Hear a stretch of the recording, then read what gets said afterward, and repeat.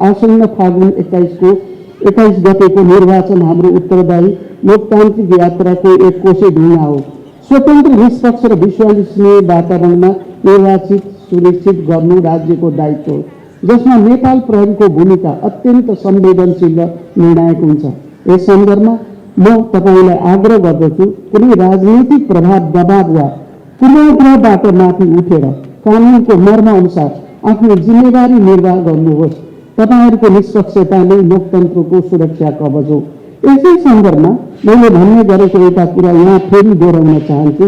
यो चुनाव नेपाली लोकतन्त्रको एउटा उदाहरणीय र मानक बन्नुपर्छ।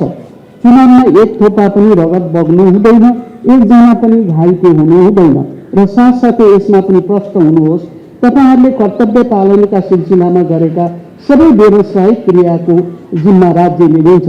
तपाईहरूलाई म विशेष रूपमा सम्झाउन चाहन्छु, प्रहरीको शक्ति हतियार होइन, कानुनमा हुन्छ, माथिमा होइन, आचरणमा हुन्छ। कठोर परिस्थितिमा पनि संयम, विवेक र न्यायको मार्ग पहिलाउन सक्ने प्रहरी साँचो अर्थमा नेपाल प्रहरी हो। तसर्थ सही निर्णय गर्दा हुन सक्ने आलोचना र धम्कीबाट पनि नडराउनुहोस्। समयअनुसार विकसित र सुदृढ प्रहरी नै राज्यको अपेक्षा र चाहना हो। त्यसैले यसको निरन्तर एवं दीर्घकालीन विकासको लागि समेत नेपाल सरकार कटिबद्ध रहेको छ।